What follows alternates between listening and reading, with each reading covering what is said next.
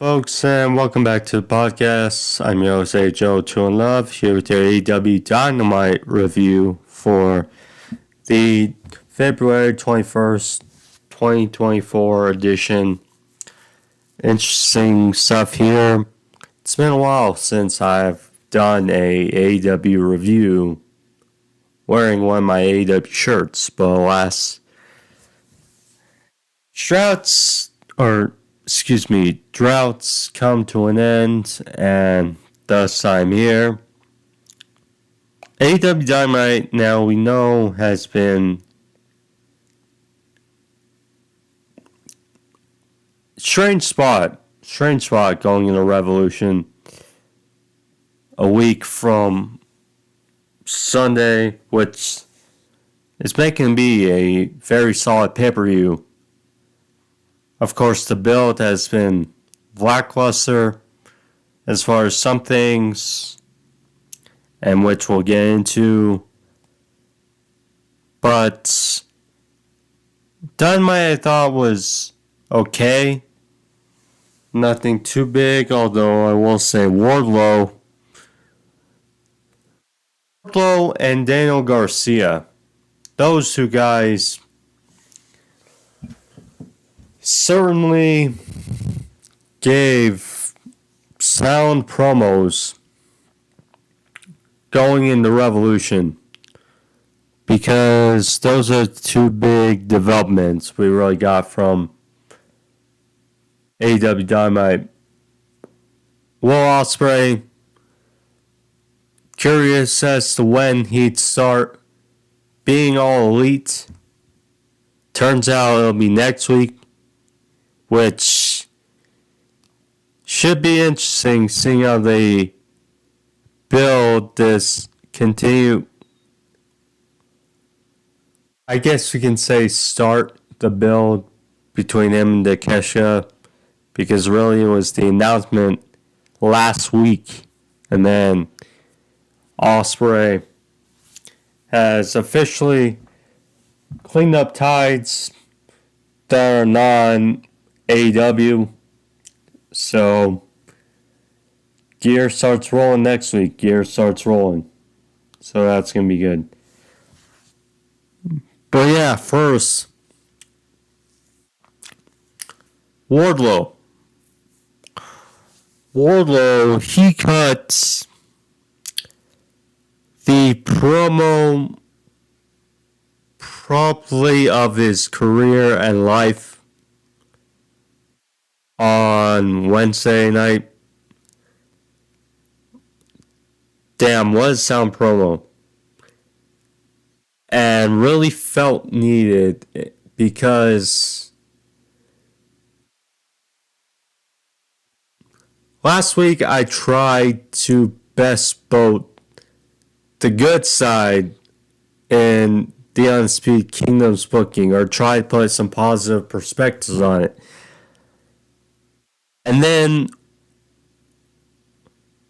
saw Orange Cassidy beat Mike Bennett on Wednesday, and we'll get into it, but clearly the Undisputed Kingdom's booking, and especially Wardlow, if you're trying to build him back to his main event world title material caliber, it's not quite the case, but he cut a very good promo indirectly talking about CM Punk and MJF, talked about Samoa Joe, and talking about, it was just a very sound promo from Wardlow, and really felt needed, because, lately it just felt more of the same. I mean, AEW with their big men, we've talked about it so much. with Lance Archer and Wardlow and Hobbs and etc. But Wardlow especially, at least now, needs to be worked on, and hopefully this promo really sets the bar forward or gets gears running for them, because he needs to be facing real competition going forward if they really want and feature the Undisputed Kingdom how they need to be. I mean, the reveal of the Devil came out very solid. Regardless of what people may say, Adam Cole was the right outcome. It's just about the follow-up, which they haven't done well. They've barely done. And it sucked. But yeah, sound promo for Wardlow. Daniel Garcia, that's the other thing. Daniel Garcia, so they announced that it will not be Christian Cage or Sam Copeland at Revolution. They announced that after the concerto last week and with the no contest, that it's made Christian Cage versus Daniel Garcia at Revolution.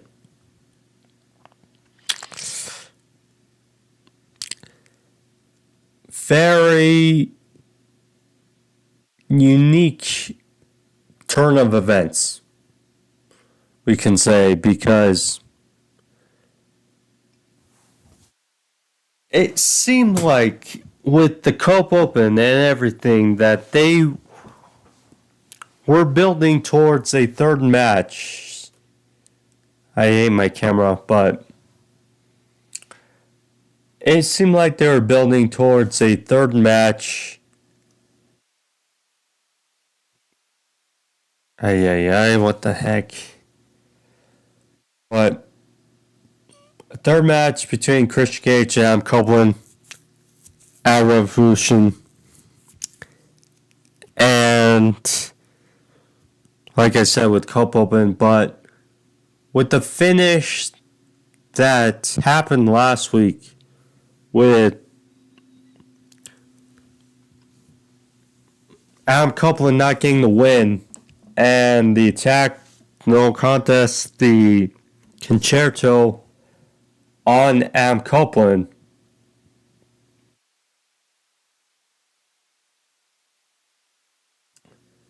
You know,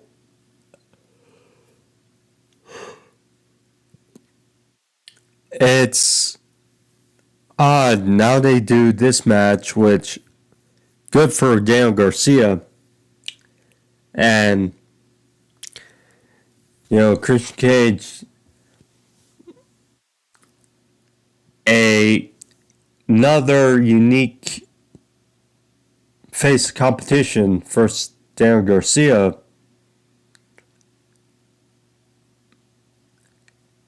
It's just kind of weird because they've been hot and cold with the Copeland Christian Cage storyline as of late. And now they go with this. So I've seen online a few possible outcomes. Let's say it's possible that Adam Copeland costs Christian Cage the TNT Championship against Daniel Garcia. That's the thought. Because at the end of the day, we have a few heels on the roster that could kind of use going after a title. And it bring more incentive for this rivalry. I do agree with that. But at the same time, the other possibility could be they're using this to prolong the title match. I don't know. I mean, because it doesn't need a title. But think about it. Adam Copeland costing Chris Gates the TNT title the way Kill Switch gave up his championship opportunity to Christian Cage when Copeland lost or beat Christian at World's End.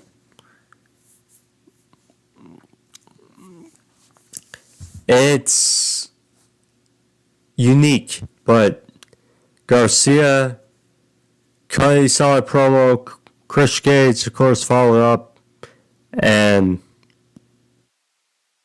I will say I'm oddly excited for this match at Revolution. Should be a unique match, unique outing. It's just an odd turn of events, I think we can say. But alas, we shall see. But for now, with that two big topics out of the way, let's now get into the stuff. Let's get into the review, shall we? With that little opening. But quickly before, if you guys are new, thank you guys all. And subscribe button if you guys are new. Hit that. Helps out the video, helps out me. If you want to keep going, if you want to subscribe, be a part of the channel. Of course, all the new cats are new. All the new cats are helpful and much appreciated. I appreciate all the feedback. I appreciate, comments, likes, etc. But anyways, guys, thank you for all that, and let's get going, shall we? So,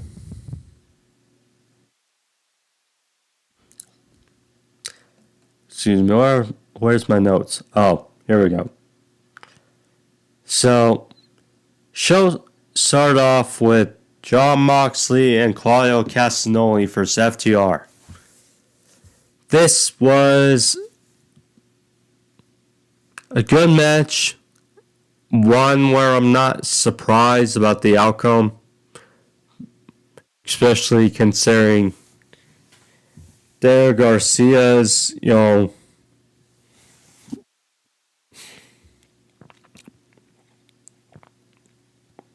turn of events, going after Christian Cage, and Bryan going after Eddie Kingston at Revolution.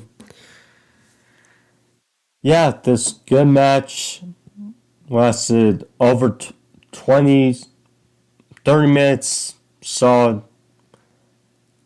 These two teams definitely brung it. Claudio showing his strength here. So, one good spot where he lifted after FTR went for a double super suplex. Claudio lifted FTR both on his shoulders and lifted like a big slam, almost an electric chair, and that just shows you the strength of Claudio. So, Dax was getting beat down for bit, and then he made the hot tag in Cash, who ran roughshod, landed a brainbuster on Moxley for a near fall.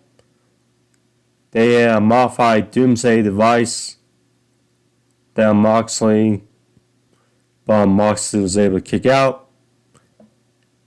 They went for their signature superplex frog splash combination. Claudio broke it up with a few uppercuts and etc., but he was driven shoulder first into the post. Finally, they went for it again. Dax got the superplex, but Mox got his knees up on the frog splash, which then prompted Claudio to go for a giant swing on Dax. So there were a couple of good submission spots in this match. So Moxley, similar to how he won versus Dax last week, he walked in a choke on Dax, while Claudio walked in a sleeper on Cash. But Cash dumped Claudio onto Moxley, prompting him to break it up. And then so they announced a 5-minute period left. So there was another good spot in here. Dax went for a sharpshooter then on Moxley, while Claudio went for a sharpshooter on Cash. And they were right in front of each other, and then they tried to slap each other out, and then eventually they just broke up the holds and slapped each other in the face for a bit. That was another fun spot in the match. So obviously you can tell time was of the essence and that things were breaking down. So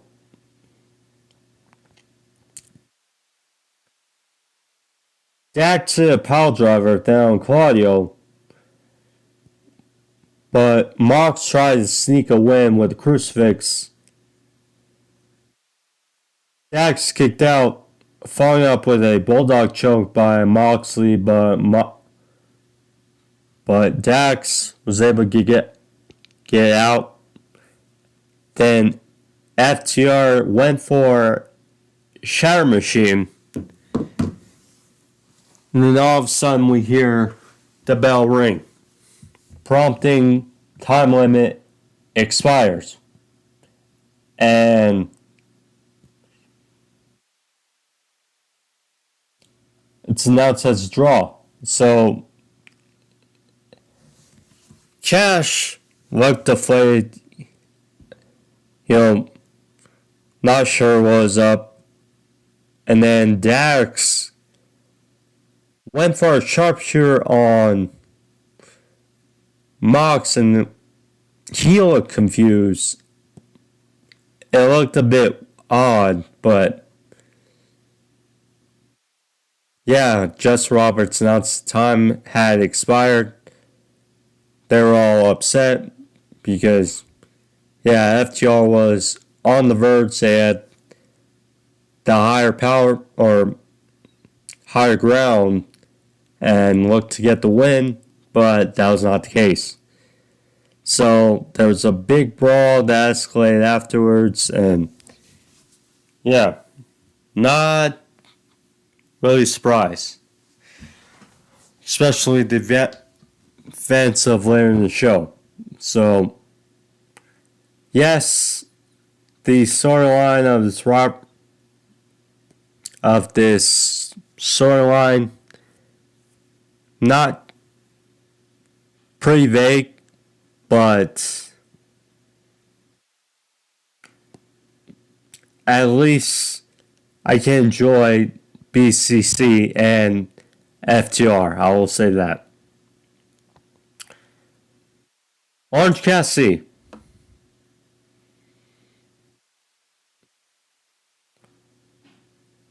Who has done more talking than Roderick Strong.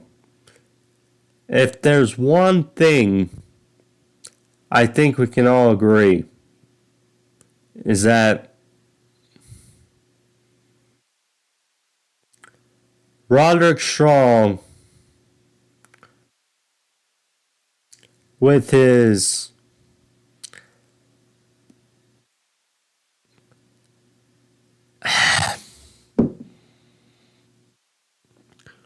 when you think about it more and more, with how Tony Khan and AEW has handled the Undisputed Kingdom, it's gotten frustrating. I think we can agree. We can really agree.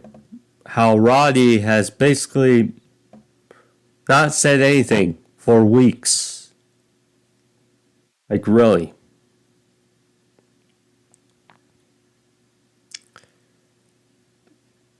And apparently Trent Barrera was supposed to be in action, but Orange Cassidy,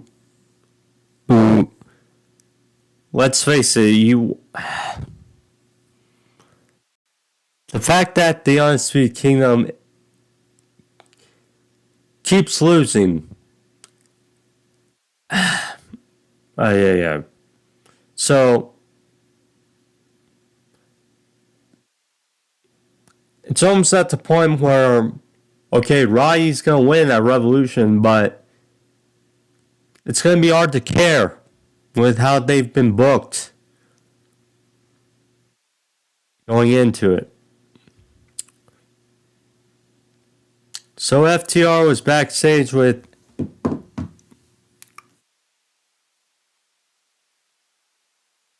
but they were backstage in the parking lot and interviewed saying, well, if they have more time, they will have won, this or that. But they laid out the challenge talking about, well, BCC doesn't have a match at Revolution. We aren't busy at Revolution. Why don't we do it again at Revolution? So, come in on the scene in which were Moxley and Claudio being held back by officials, and yeah, I would like to see a rematch at Revolution. This is the part where they start adding more and more matches on the card. That is. But this match I enjoy on Wednesday and will enjoy again on Revolution. And they're not going to have these two teams off the card. So we're certain.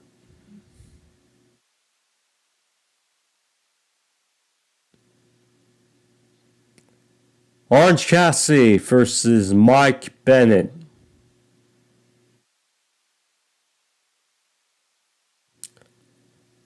Orange Cassidy won with a beach break. Da. And then,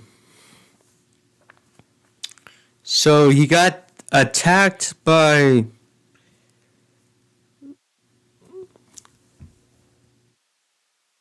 this was confusing. This was probably the lowest point of the show. We could say Orange Cassidy got attacked by the Undisputed Kingdom, Bennett, Taven, and Strong after, and he got saved by, of all people, Jake Hager. Last we saw was associated with Matt Menard,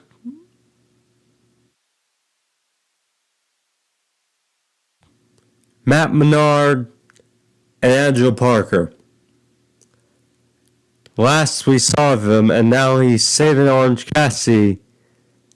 And you're like, why? Then they showed the graphic.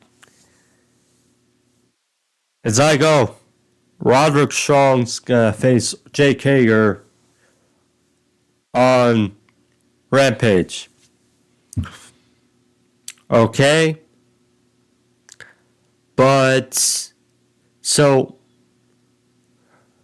Roddy's gotta get his win, and people are gonna say that's, or they're gonna think that that's okay.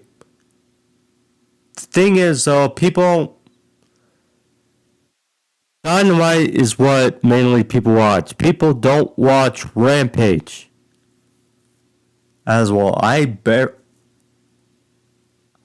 I follow it, but I don't watch it anymore. And it sucks, but it's the way it is.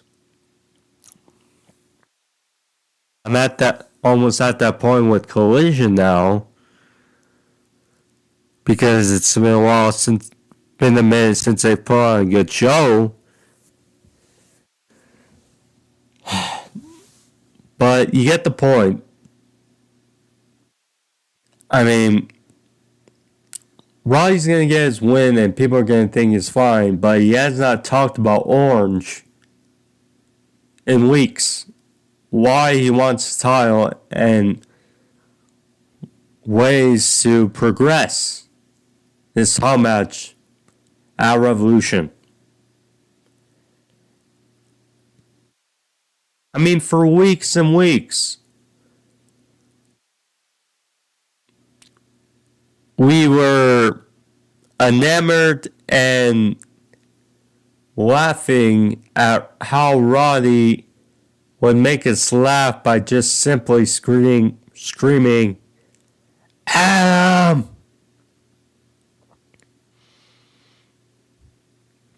Yeah.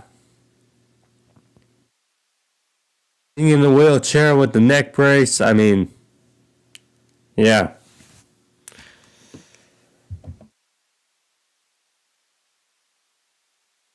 But hey, Roddy's going to get his win against Jake Hager, and he's probably going to cut a promo, and people are going to be like, oh. Or AEW's going to be like, oh. But it's an issue. It's an issue.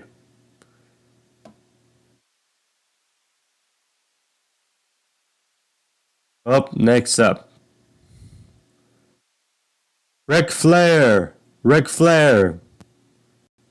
Nature Boy.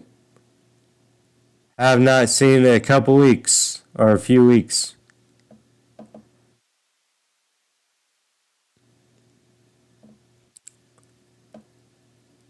He was shown talking with Renee Paquette. Asked about the events. Talking about Sting. And was shown talking with the Young Bucks at their locker room. Not too much there.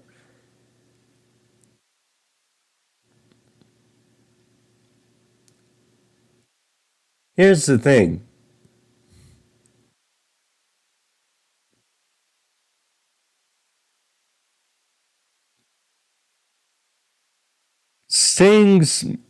This is gonna be a hectic match at Revolution, we can definitely say. Between Darby, Sting, and the Bucks.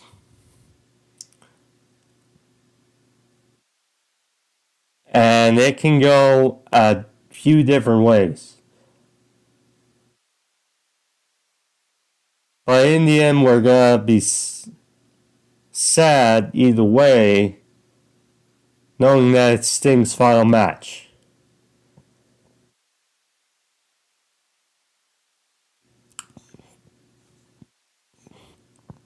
Question is, are they trying to build up, give a little tease of, is Ric Flair going to cost Sting and Darby the titles at Revolution? It's a thought,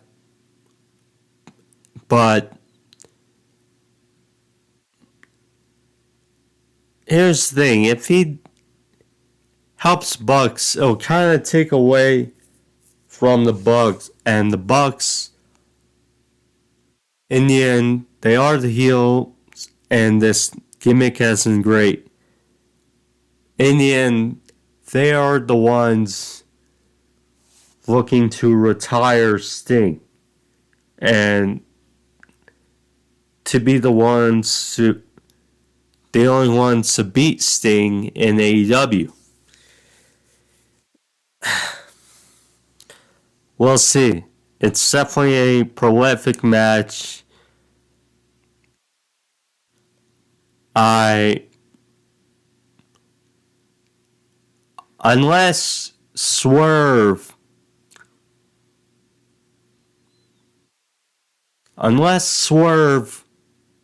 wins the AEW World title, this is going to be the main event. It kind of feels like it's going to be that. I mean, they could definitely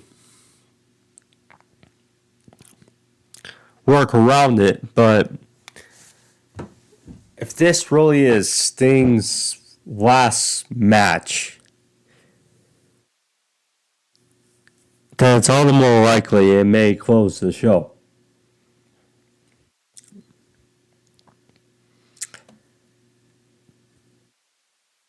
Daniel Garcia,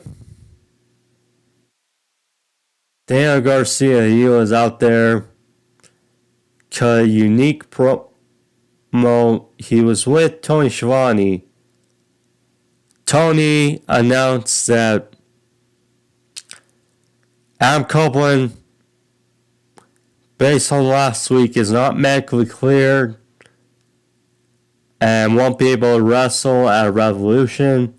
So they announced that Daniel Garcia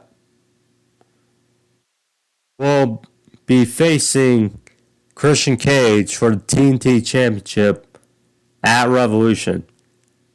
So they had a graphic up and everything. Yeah, should be a good, fun match. Current events. So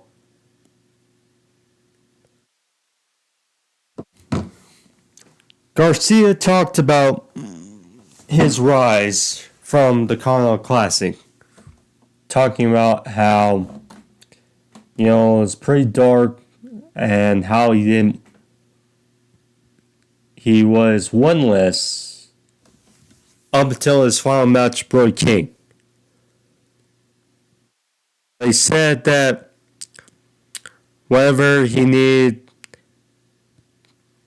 people to help him rise up and bring him back, he thanked the crowd for their support and getting him back to where he was.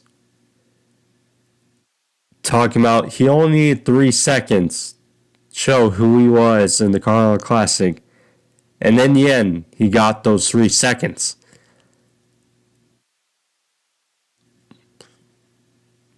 Against Brody King. And since then, his momentum being Jay Lethal in the 8-man tag at World's End, being Buddy Matthews, winning that trios match against Patriarchy, winning that steel cage match at the end of the season, or at the end of the year. Daniel Garcia is picked up solid momentum. So he talked about Revolution. Talked about Christian Cage, or was about to. And Christian Cage, of course, chimed in. Father of the... If there's one thing that really sucks about not wanting to watch Collision, it's Nigel McGuinness, and whether it's hate over Bryan Danielson or his love over Christian Cage, it's certainly there. But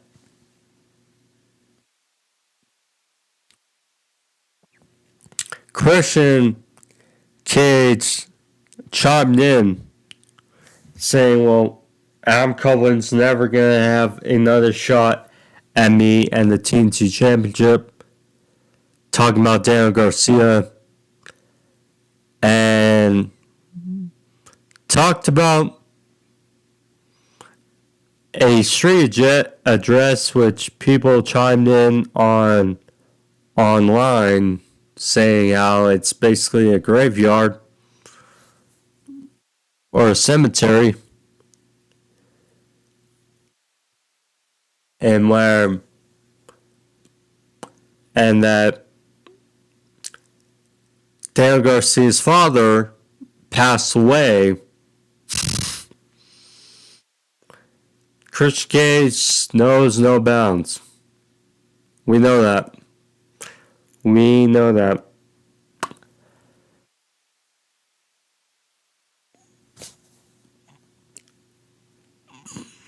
Ay.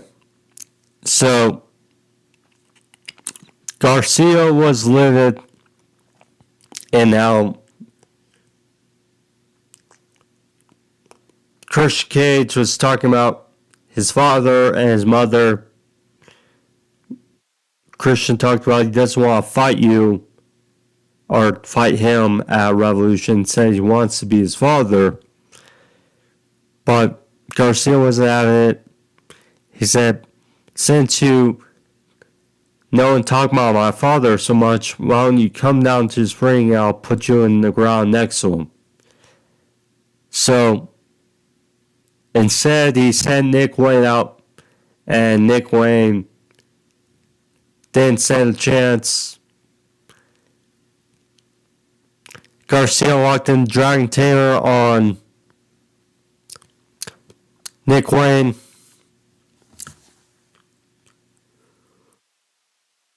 Excuse me. So, then Killswitch, aka Luchasaurus, ran down there.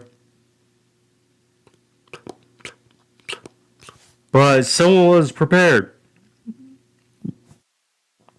As Daddy Magic Matt Menard from behind with a chair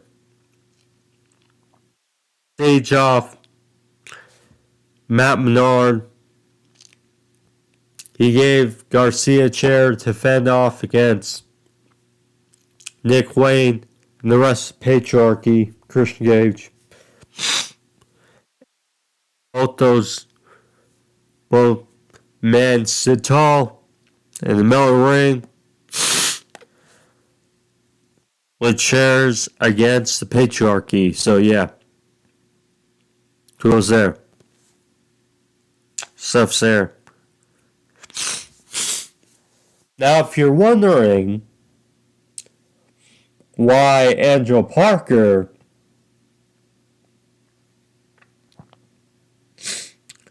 wasn't there,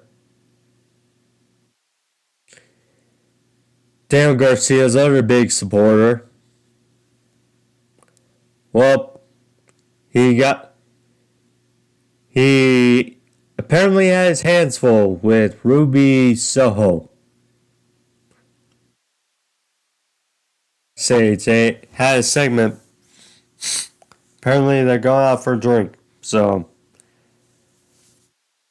Mr. Cool Hand Angel Parker, kudos out to you, man. But yeah, the stories have been ruined for weeks, so yeah.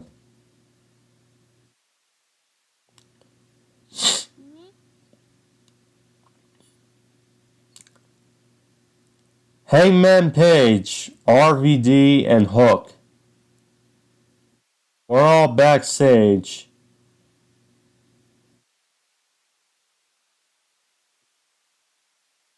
And Page was animated talking about their objective and they need to go after Swerve. And so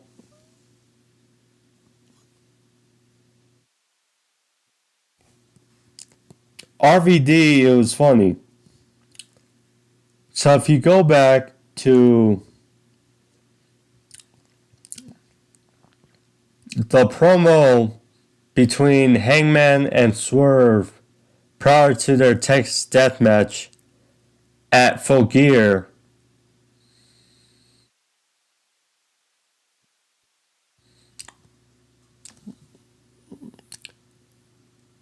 Hangman talked about Prince Nana, taking part of his share and use it to buy weed from a high school kid. And he also mentioned how he's going to beat Swerve's ass, and after he'll beat Nana's ass and they'll steal his weed. So we know RVD, we know 420 with RVD, and that RVD chimed in talking about, well, is Nana there? I know he's interested in something alike. And of course, people pick up on things online. And yeah, Hangman was animated. Hook didn't say anything, but talked about the objective is to beat down Swerve. Hangman stormed off, and there's that.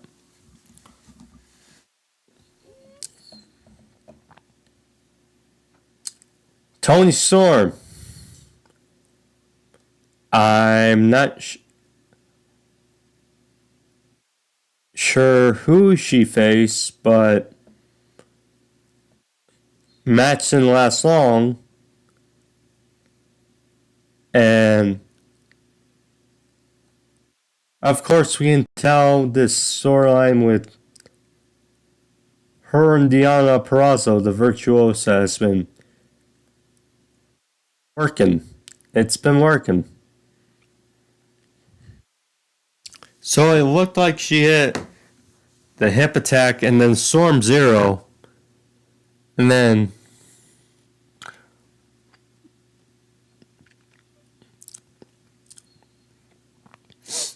excuse me. So instead, Toni, to finish her opponent, she went for the Venus de Milo, which is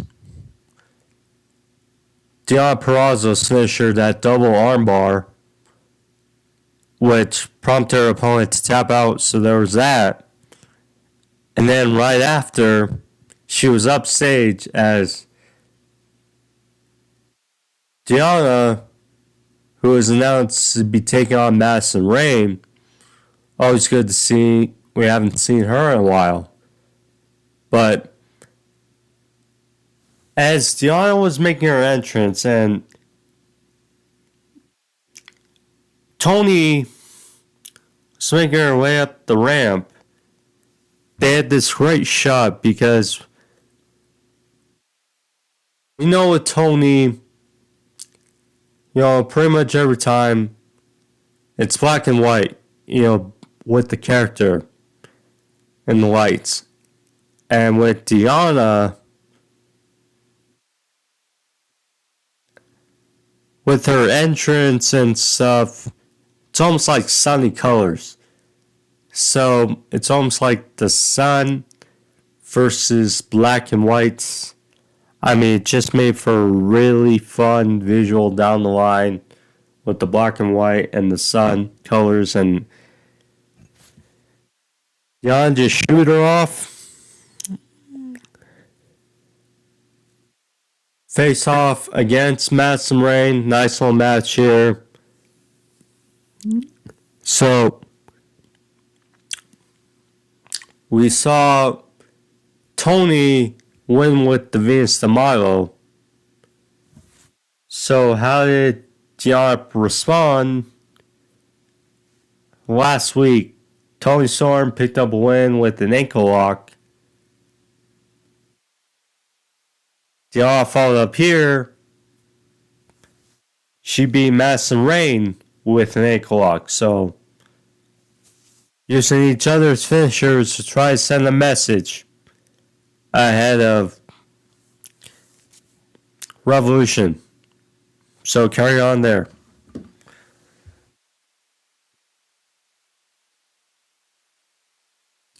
Now I think we can all say,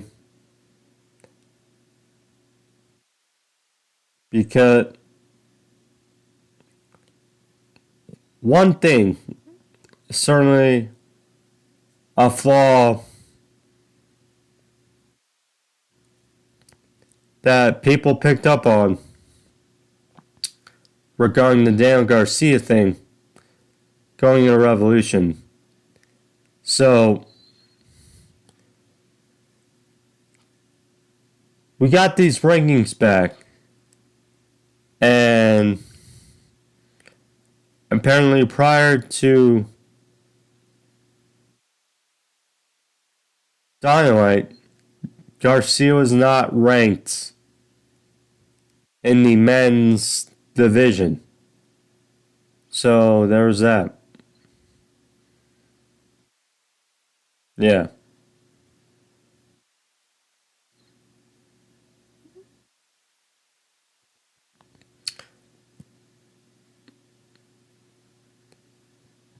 Sting and Darby Allin.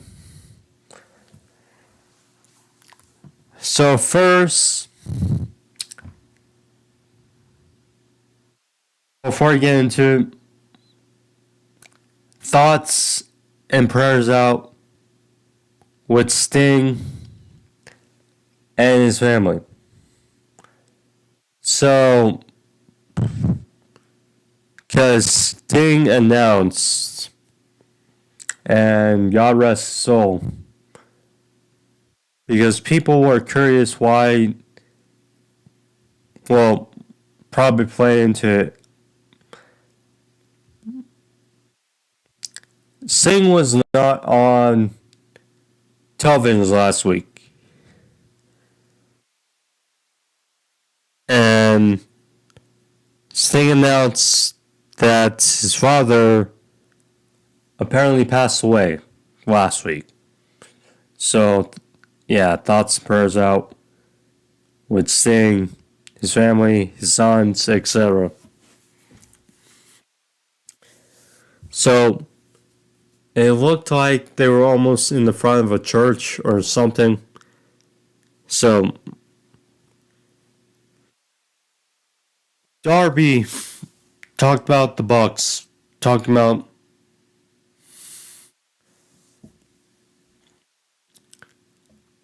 showed some pictures of Sting's sons and them. Talked about the attack by the Bucks weeks ago. Sting chimed in an emotional Sting. Talking about his father, talking about his sons, talking about family, saying that how at Revolution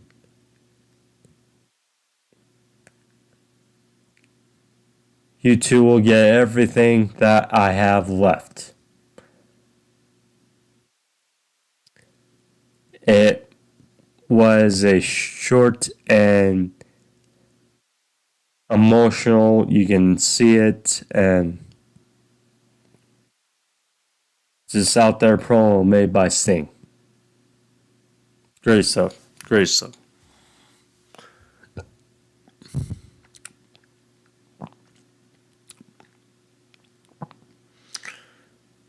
Wardlow.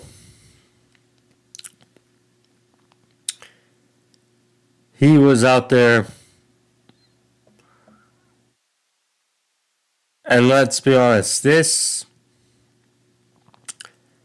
superseded over Wardlow squashing a jobber out there. This was great. So,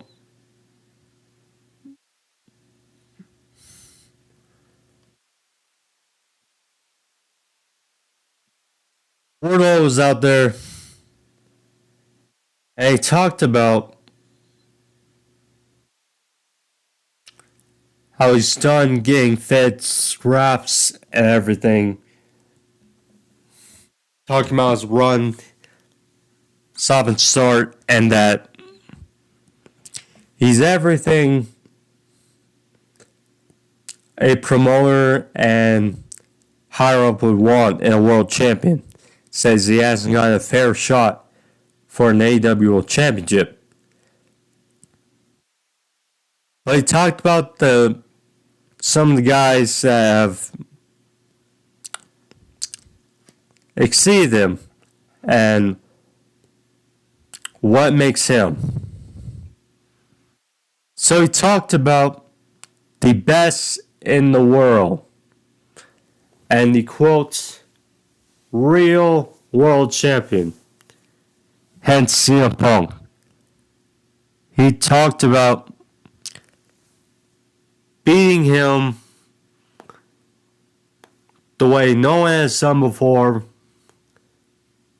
and how his body has still been falling apart thanks to him. So he talked about the guy who's, quote, better than all of us, and we know it.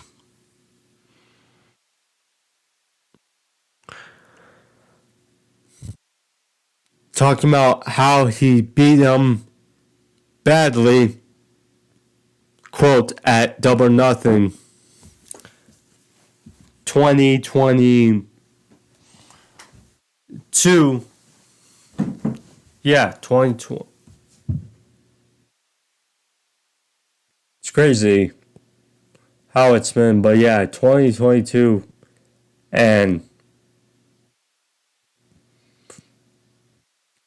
how that makes him, quote, better than everybody, and they know it.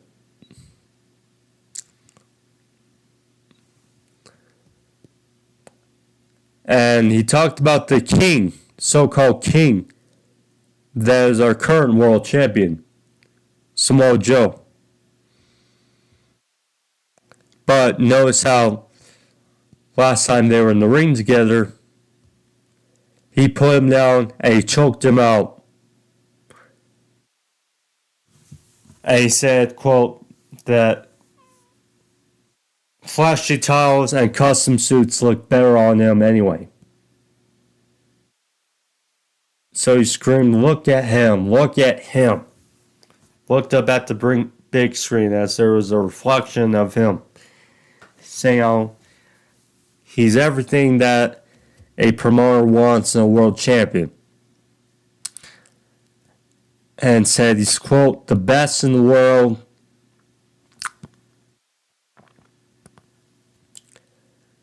Better than everyone, and they know it. And he's the uncrowned king of television. And that this no longer wrestling. This is war.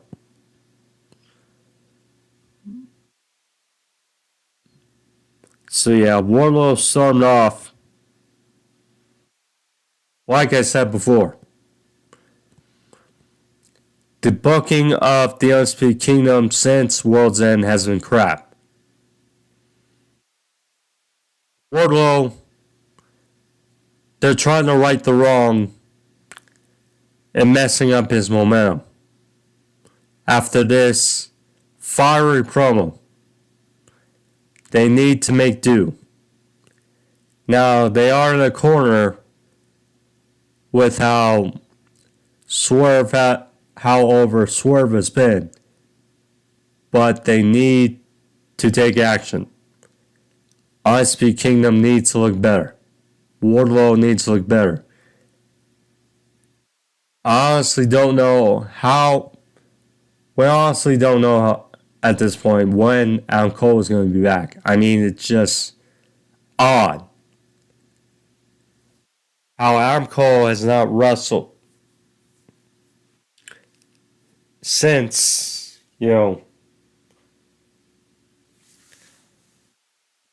early fall? I mean, it's just been odd.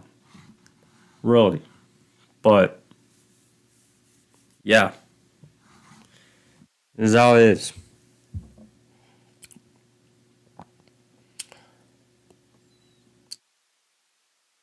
So, Will Ospreay. People are curious as to when Will Ospreay would be starting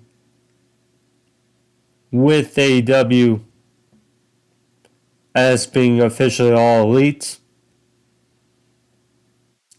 Well, they had a vignette, a little video package talking about Will Ospreay.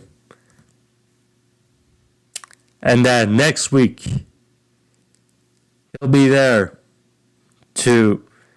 as his first AEW official appearance. And they would talk about his match with Takeshita and AEW. Yeah, Ospreay, Sarah, and as being All Elite officially starts next week. So, interesting there. Can't wait.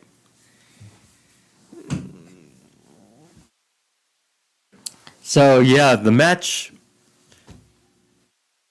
will be great at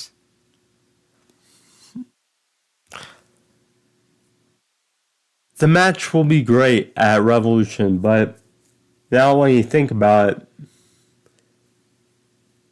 it's a bit odd because Takeshi's been on a roll, and you need to keep his momentum going. At the same time, Ospreay is not going to can't lose his first match being All Elite. So it's kind of putting yourself in a corner, if you must say. We'll see. Don Callis. He was backstage with Takeshita and Hobbs, saying now he's not worried again about Ospreay versus Takeshita, saying that the family will still be the family. How they will both still be a part of the family post-Revolution. But then he talked about Sammy Guevara, saying he's not forgot about him, you little cuck. And that they'll have to keep an eye out on Sammy Guevara. So yeah, and now, so they announced that Excalibur said, quote, that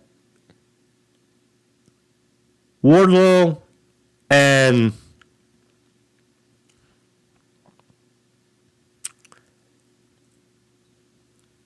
Don Callis mentioned for Hobbs that they will be competing, quote, at Revolution in match called Meat Madness. So, if I have to guess, I'm going to say it's going to be a big guy match. I'm going to guess. So I have to guess Wardlow, Hobbs. I don't know if it's going to be Battle Royal or something. Hobbs, Miro. I would hope Keith Lee. I haven't seen him in a while. Hope everything's all right with Keith. But I don't know. It's an Out Blue match made for Revolution, I would say. I imagine we'll get more clarity next week. Main events, trios match. Samoa Joe, Swerve Strickland, Brian Cage versus Rob Van Dam, Hangman Page, and Hook. Tony Schiavone had the highlight of the match, in quote, saying that no one gets higher than RVD, right?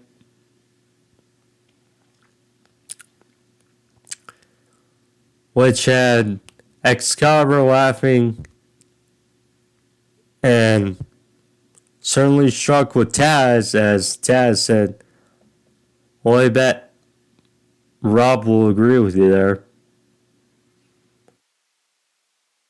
You know, Rob at his age, his 50s,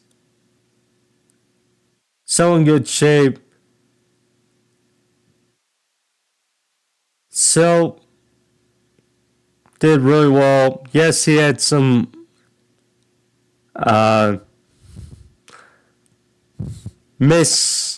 timing a little bit, but still, it's great to see at his age what he does. Goes there, but solid main event between these six guys. All six can bring it. Besides, some missed timings, not just by RVD, but number of guys in his match, including Hook.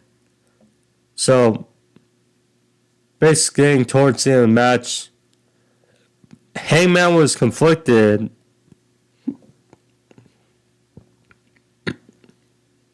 Seemed to be a bit off page in this match, with his hatred for Swerve. So he was thinking about moonsault, and he got caught by Brian Cage on the top rope. Cage went for a superplex. Hook came from behind and hit a belly to back suplex, almost a Tower Doom spot, to Brian Cage as he was delivering suplex to Hangman. So, on the apron, after the three participants in the World Title match at Revolution were in the ring, they were on the outside. Swerve went for a punt kick on Hangman, but friendly fire as Hangman moved out of the way, and Swerve caught Joe with a boot. Hangman then powerbombed Swerve through the announce table. So there was that. The announce table is not very giving. Yeah, not very giving. Let's say, or not very stable.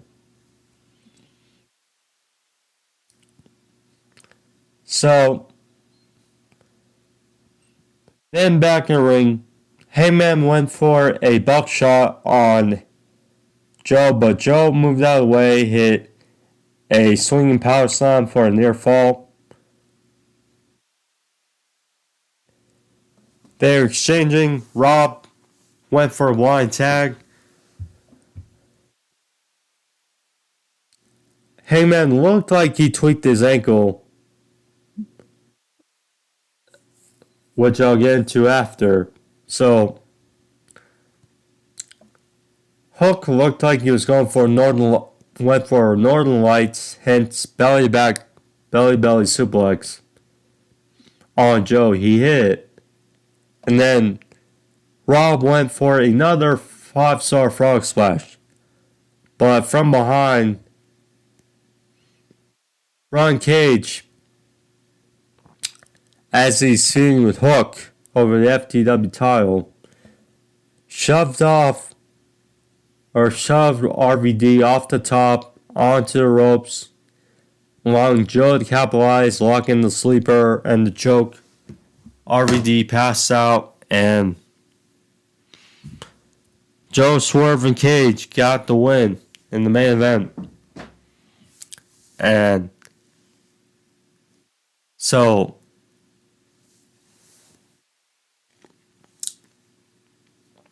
Joe had the high ground at the end of the show, shown with the title. Swerve was looking on from the outside. Hangman was shown clutching at his leg. Yeah, so there were reports that it was an injury.